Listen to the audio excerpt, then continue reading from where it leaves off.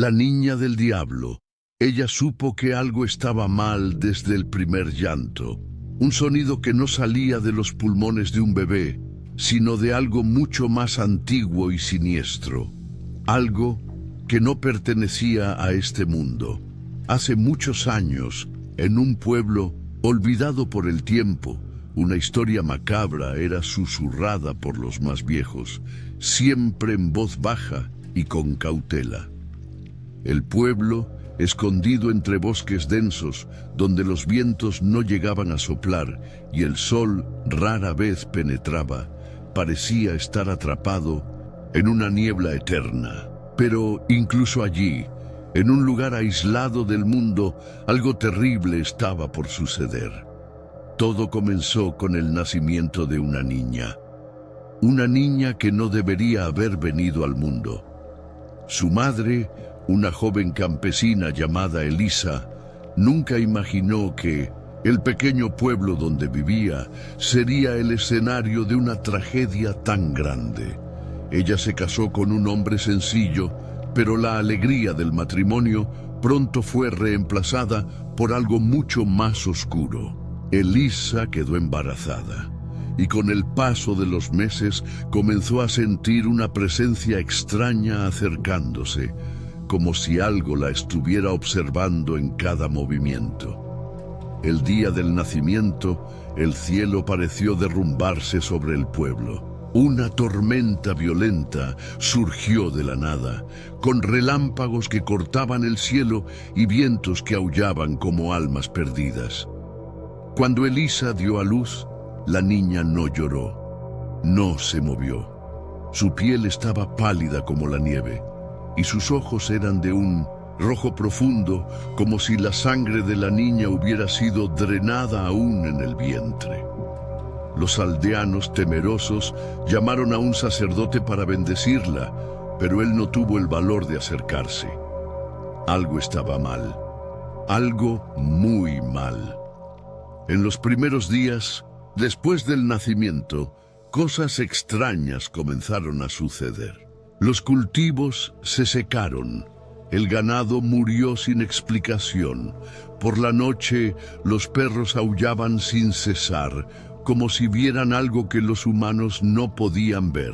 Aquellos que se acercaban a la niña decían haber visto ojos rojos brillando en la oscuridad y una sensación de frío que penetraba hasta los huesos. Poco a poco, la niña fue creciendo. No jugaba como los otros niños, en cambio, pasaba horas observando el pueblo, con una mirada penetrante que parecía revelar todos los secretos y mentiras que habitaban cada casa. No hablaba, pero todos sentían una presión creciente a su alrededor. El mal se manifestaba en pequeñas cosas. Una lámpara que se apagaba sola, una puerta que rechinaba sin razón, un viento helado que surgía de la nada. Fue en una noche sin luna que ocurrió la primera desaparición. Un hombre valiente llamado Juan fue a la casa de Elisa para enfrentar a la niña. Nunca regresó. Días después, su cuerpo fue encontrado en el bosque, con los ojos desorbitados y la boca abierta en un grito silencioso. Su rostro estaba congelado en una expresión de puro terror. Con el tiempo, más personas desaparecieron. Cada una de ellas dejaba un rastro de desesperación, pero nada concreto. Sus cuerpos nunca fueron encontrados. El pueblo estaba siendo devorado, lentamente tragado por una sombra que nadie sabía cómo combatir. Un día, una mujer llamada Teresa decidió enfrentar a la niña. Armada con una cruz y palabras sagradas, se acercó a la casa de Elisa. El aire se volvió helado y ella sintió un peso en la espalda, como si algo la estuviera observando. Pero no se detuvo. Con pasos firmes entró en la casa. Lo que encontró allí fue indescriptible. La niña, ahora con la apariencia de un pequeño ser deformado, estaba sentada en un rincón oscuro, con los ojos fijos en ella. La sonrisa de la niña era cruel, casi triunfante. Teresa intentó recitar palabras de exorcismo, pero antes de que pudiera terminar la primera frase, la niña habló: «No puedes desterrarme. Yo soy la oscuridad». Teresa intentó retroceder, pero sus piernas no respondieron. Quedó paralizada, sus ojos llenándose de terror. La niña levantó la mano y con un simple gesto, la puerta se cerró sola. Teresa cayó de rodillas y lo último que vio fue la sonrisa de la niña expandiéndose, como si se estuviera alimentando de su miedo. El tiempo pasó y el pueblo fue consumido por la maldición. Las personas que quedaban intentaron huir, pero algo se lo impedía. Cuando la última familia intentó escapar, sus rostros fueron vistos por última vez en las ventanas de las casas, con los ojos vacíos, fijos en algo que nadie más podía ver. Hoy, el pueblo permanece desierto, un recuerdo de una época que ya no existe. El viento que sopla entre las ruinas aún lleva el eco de la risa de la niña. Algunos dicen que ella todavía está allí, esperando a alguien que se acerque. Otros creen que el mal nunca abandonó ese lugar y que la niña sigue creciendo, alimentándose de aquellos que se atreven a cruzar su camino. El pueblo, ahora abandonado, se convirtió en un lugar de leyendas. Los viajeros que pasaban cerca hablaban de una niebla espesa que nunca se disipaba, de sonidos extraños que parecían susurros en el viento y de una sensación de ser observados incluso cuando no había nadie alrededor. Nadie se atrevía a entrar en el pueblo, pero las historias seguían creciendo, alimentadas por el miedo y la curiosidad. Años después, un grupo de investigadores decidió desafiar las advertencias. Eran 4. Marcos, un historiador obsesionado con lo paranormal. Ana, una antropóloga escéptica pero intrigada. Luis, un fotógrafo valiente que buscaba capturar lo inexplicable. Y Sofía, una médium que afirmaba tener conexiones con el mundo espiritual. Juntos, llegaron al pueblo con la intención de descubrir la verdad detrás de las leyendas. Al cruzar el límite del pueblo, sintieron un cambio inmediato en el ambiente. El aire era más frío y el silencio era abrumador. No había pájaros, ni insectos, ni siquiera el sonido del viento. Las casas, aunque en ruinas, parecían intactas, como si el tiempo se hubiera detenido. Marcos notó que las ventanas estaban cubiertas de polvo, pero en algunas parecía haber huellas de manos pequeñas. «Esto no es normal», murmuró Ana, mirando a su alrededor con una mezcla de fascinación y temor. «Nada aquí es normal», respondió. Sofía, cerrando los ojos y extendiendo las manos: «Hay una presencia, algo que no quiere que estemos aquí». Luis comenzó a tomar fotografías, pero cada vez que revisaba las imágenes aparecían manchas oscuras o figuras difusas que no había visto antes.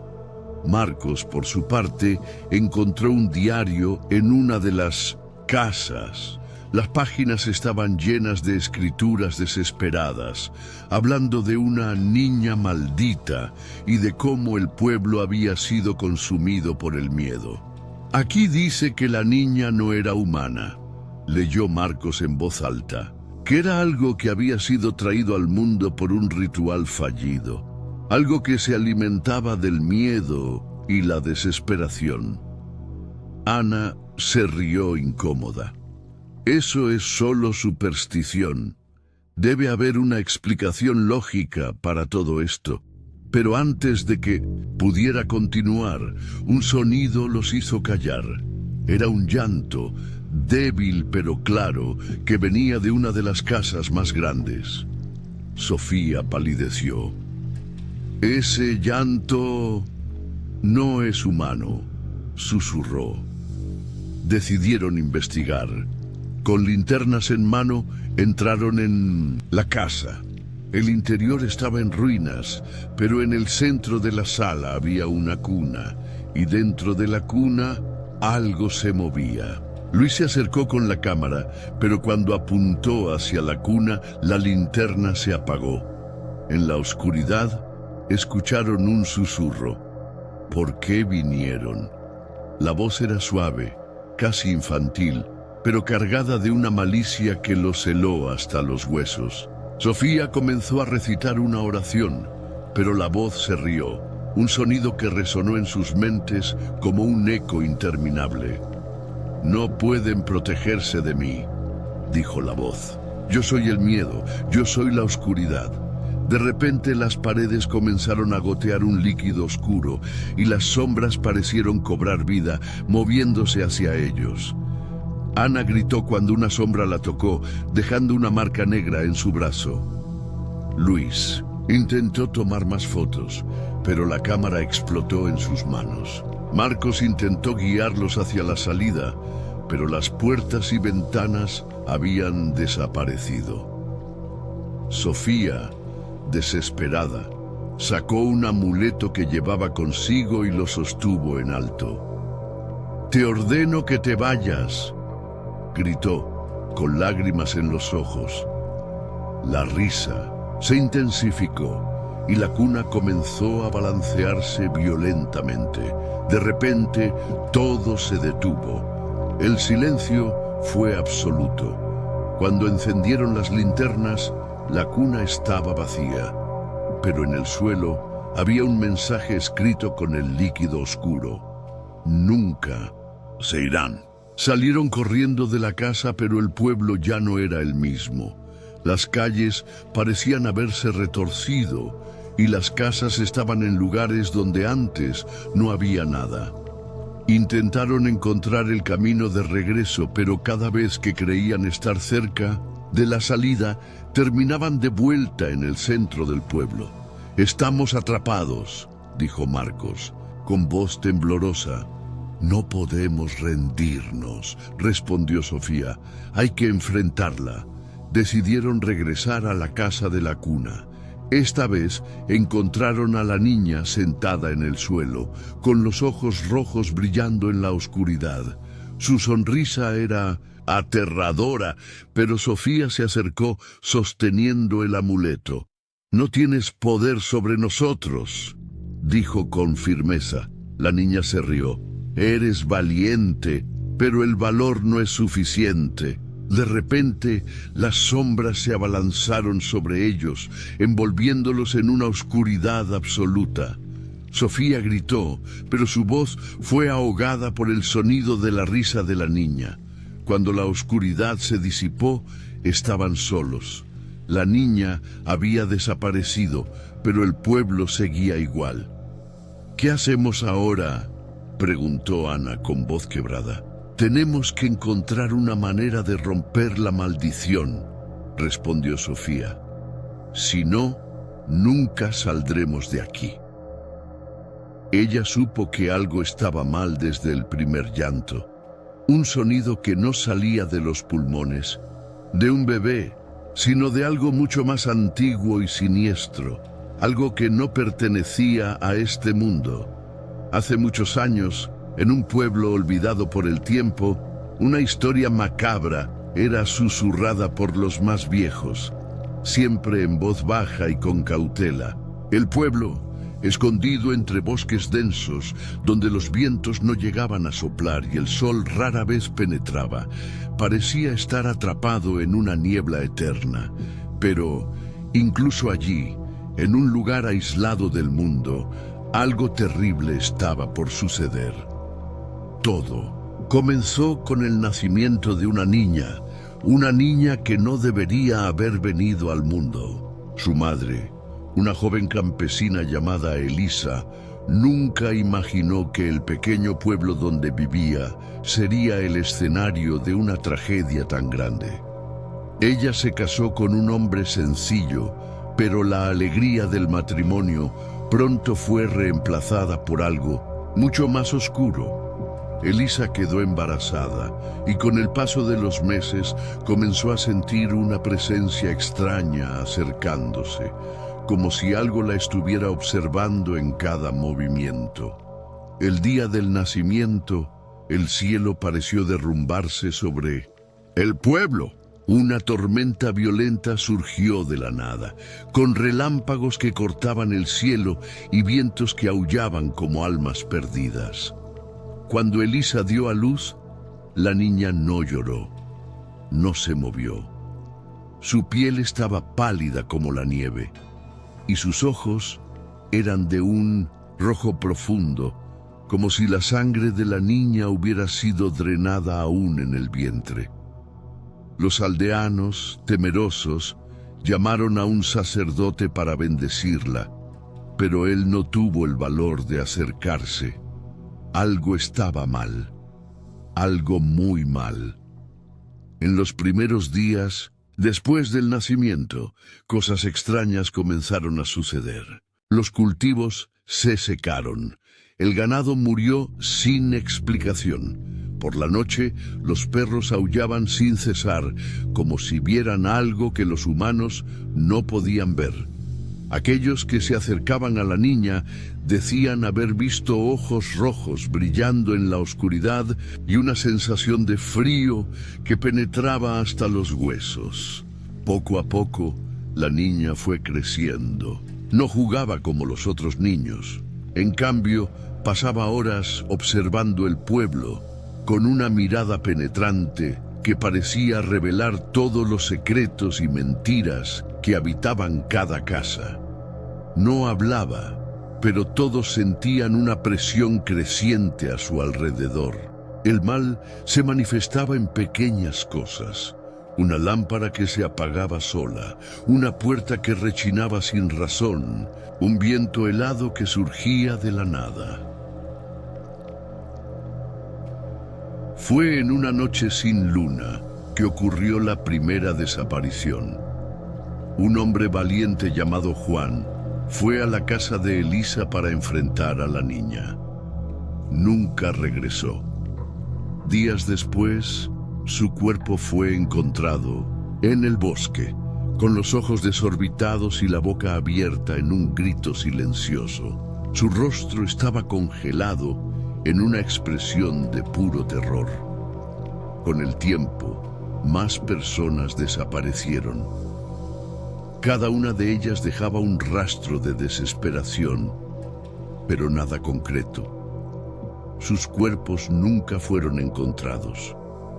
El pueblo estaba siendo devorado, lentamente tragado por una sombra que nadie sabía cómo combatir.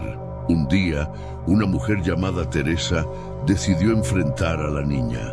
Armada con una cruz y palabras sagradas, se acercó a la casa de Elisa.